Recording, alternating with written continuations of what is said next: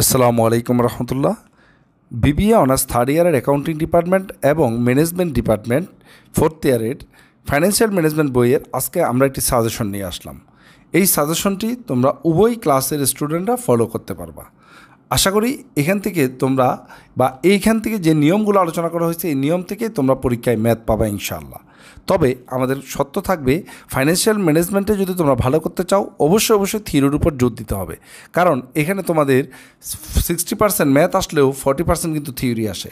তো থিওরিতে জোর দেওয়ার ব্যতীত কেউ ভালো রেজাল্ট করার এই ফাইন্যান্সিয়াল ম্যানেজমেন্টে আশা করাটা বোকামি।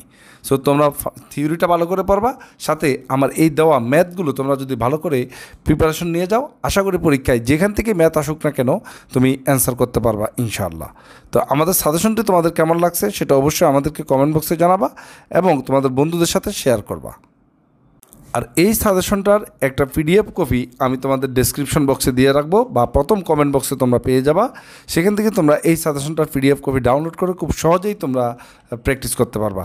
আর তোমরা চাইলে এই সাজেশনের যে ম্যাথগুলো দেওয়া আছে সেগুলো যদি সলিউশন তোমাদের দরকার হয় তা আমাদের অনলাইনের পেইড কোর্সে যুক্ত হয়ে এই সলিউশনগুলো তোমরা পেয়ে যেতে পারো।